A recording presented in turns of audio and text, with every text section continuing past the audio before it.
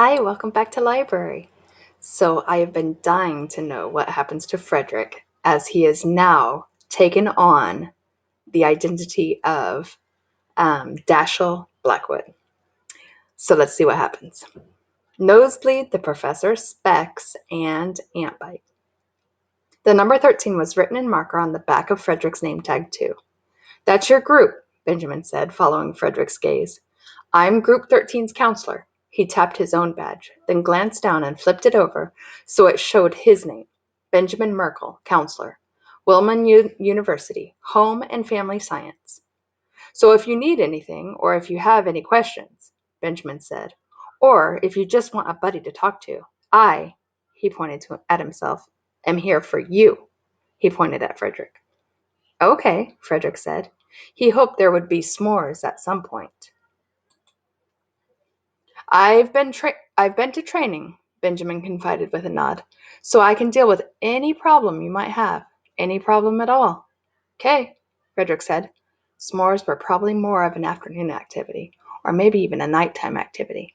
Probably the counselors were going to say s'mores were a dessert, so they had to be eaten after dinner. But technically that wasn't true, because s'mores could be a dessert or a snack. Cake was sort of similar. Cake could be a dessert, or if it was coffee cake, it could be for breakfast. Really, there are a lot of Frederick looked up.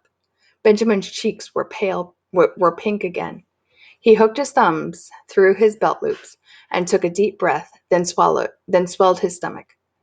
I have to tell you, he said in a serious voice, there's no fighting allowed here. You'll be sent straight home if you get in a fight. He raised a finger. It's a one strike and you're out policy. He paused and looked at Frederick, waiting for him to say something.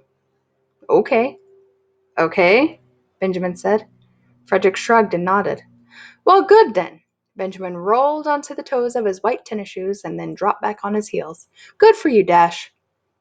The front doors of the main building opened and boys burst out of it, running for the food tent where Benjamin and Frederick waited. Oh, Benjamin said, his face paled. They're coming. The way he said it, someone would have thought he was talking about asteroids coming to destroy all life on Earth, not some hungry campers coming to breakfast. He took a step back, putting Frederick between himself and the oncoming campers. May I get some more food? Frederick asked, ignoring Benjamin's behavior. Sure, Benjamin said. Of course you can. Please, help yourself. I mean, I just feel kind of bad because I already had some pancakes, Frederick said, expecting Benjamin to retract his offer.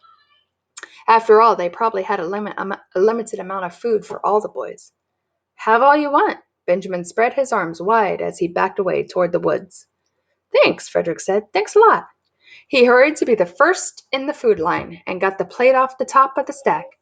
As he was reaching for the tongs, he half turned to the boy who had gotten in line behind him. Hi, Frederick began. But before he can get another word out, the boy body slammed him out of the line and sent him staggering into one of the folding chairs. Frederick clutched his plate to his chest like a shield. Boys shouted and shoved. Stainless steel lids clanged and clanged as they hit the table. The closest tent pole trembled like a tree in a storm. Boys brandished tongs that they snapped and clamped down on arms and noses. Then Frederick saw one of Miss Betty's beautiful golden pancakes fall to the ground. A shoe stomped the pancake, and Frederick let out a strangled "Hey!" One of the boys closest to Frederick turned to look at him. The boy was at the edge of the free-for-all, spinning a plate on one finger. When his eyes dropped to the name badge against Frederick's chest, the plate toppled. The boy lunged and caught it before it hit the ground. Then he looked up at Frederick again. Your Dash? The boy asked in a tone of wonder. He was holding the plate in both hands now. Dash? Someone else said, turning to see who had spoken. A hush fell among the boys closest to Frederick. While the rest of the campers carried on shouting and fighting, Frederick found himself in a pocket of calm. The boys stared at him, waiting for him to answer. Said Frederick, touching his name badge. Yes, I'm Dashiell Blackwood. Arr! Why had he said, I am Dashiell Blackwood? Nobody said, I am so-and-so. Frederick said, Quickly, I'm Dashiell Blackwood. That sounded wrong, too. I'm Dashiell Blackwood. For some reason, Frederick said this in the deepest voice he could manage, like he was doing a Darth Vader impression. My friend Simon said you'd be here. He said y'all were here together last year, the plate spinner said. I didn't even know you could come to Omagashi twice. Then he took a step back and made a welcoming gesture. Do you want to get in line in front of me? Frederick hesitated. He wasn't normally a line cutter, but then he remembered that he was at camp to make a fresh start and to be more of a lion. And Fresh Start Frederick was exactly the kind of person who asked to cut in line. Thanks, he said as he stepped in front of the other boy. The boy bobbed his head. Sure thing, Dash. The kids around them started talking again. Now that he was in line, Frederick realized that the deafening noise the boys were making was exciting, not frightening, like a good pep rally. Which group are you in? Frederick asked loudly over the clamor. 9, the boy answered. He kept stealing glances at Frederick. Frederick had been hoping they were in the same group. I'm in 13, he said, but I bet we'll hang out with people from all groups. Yeah, the boy nodded. Sure, Dash. Then he reached the serving trays. When he reached the serving trays, Miss Betty perfectly arranged pancakes were in disarray, smooshed and scattered. But Frederick picked out 2 that looked mostly untouched and put them on his plate. He got 2 more sausage links and a spoonful of breakfast potatoes. Then, before he headed off, he tried to think of something cool to say to his new friend. Well, he said, I'll see you when I see you. I'll see you later. The plate spinner blinked uncertainly. Frederick nodded and walked away. He spent a lot of time in the condiment table, getting the exact amount of syrup and layering butter pats on his pancakes. He considered the strawberry jelly packets, but decided the pancakes didn't need them. By the time he made it to the table that had a sign with the number 13 on it, 4 boys were already sitting there. Their cheeks were fat with pancakes. They clutched their forks in their fists and looked at Frederick with beady eyes. There was no empty chairs left at the table. Frederick hovered for a minute, trying to figure out what he should do. One of the campers at the table, a lean, stringy-looking boy with a buzz cut, swallowed and squinted at Frederick, his eyes darting down to the name tag and then back up to Frederick's face. His grip on his fork loosened and his eyebrows rose. You're in our group, Dash? He asked excitedly. Metal braces glinted on his teeth when he spoke.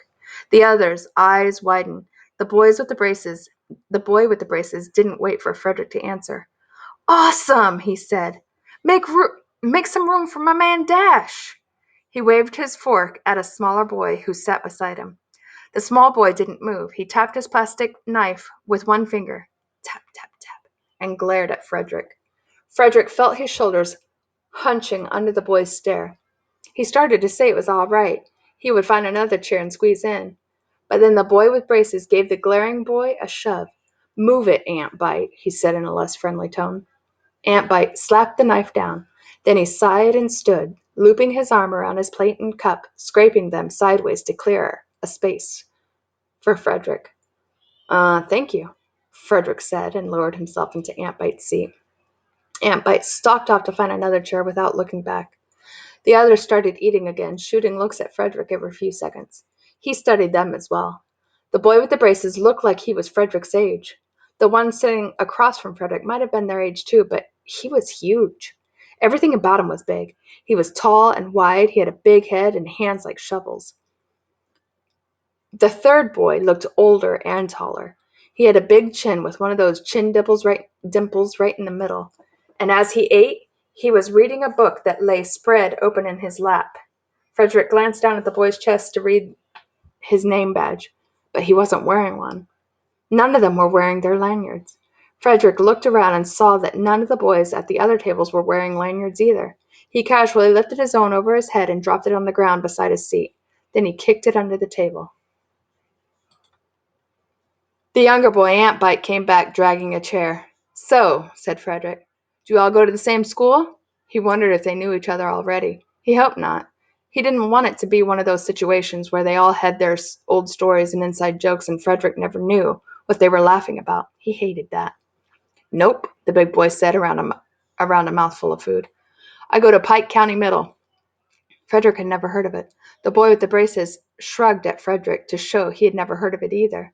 and then he shoved some potatoes in his mouth. I'm Nosebleed, the big boy who went to Pike County Middle added. Your name's Nosebleed? Frederick said.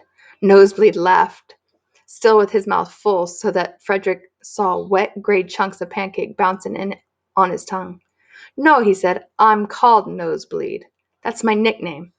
Of course, Frederick had known it was a nickname, because nobody's parents would actually write Nosebleed on a birth certificate. But he decided not to get into it. Why are you called Nosebleed? He asked instead. Nosebleed didn't answer. Instead, he lifted himself off his chair and leaned sideways until he was over Aunt Bite's plate. He pressed a finger against his nose, closing off one nostril. Hey! Aunt Bite said, trying to block Nosebleed with his arm, but it was too late. Nosebleed blew and blood sprayed onto the potatoes and sausage. Aunt Bite yelled and shoved his plate away so hard that it slid off the other side of the table. Boys at the neighboring tables looked over at Group 13 in alarm. That's nasty, Nosebleed, said the boy with the braces, shaking his head. What have we told you, man? Not while we're eating. The elder boy with the chin dimple was leaning back and holding his book over his shoulder, protecting it from blood spray. Frederick was frozen, staring. Do you have the plague or something? He asked when he had found his voice. Nosebleed laughed again. No, he said, I have nosebleeds. He chuckled some more and sat down. He was still shaking with laughter as he stuffed a sausage in his mouth. Frederick set his fork down. You don't want your pancakes? Nosebleed asked. I'm not hungry anymore, Frederick said. Forever, he added. I'm Specs, the boys with the braces said. Specs.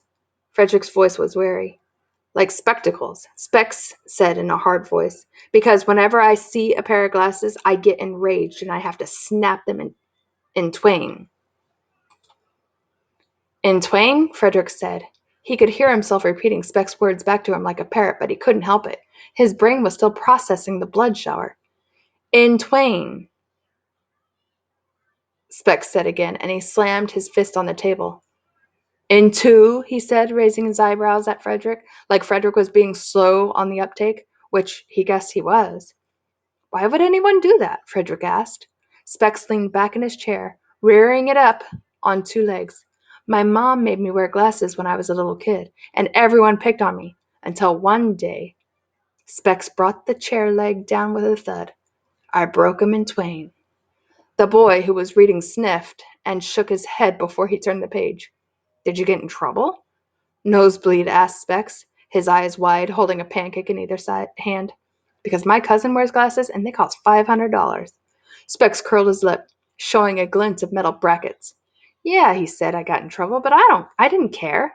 And this guy at my school, Corbin Harris, saw me do it, and he said I was the wildest person he ever knew. The way Specs said this, it was clear that having Corbin Harris say that you were the wildest person he knew was a high honor.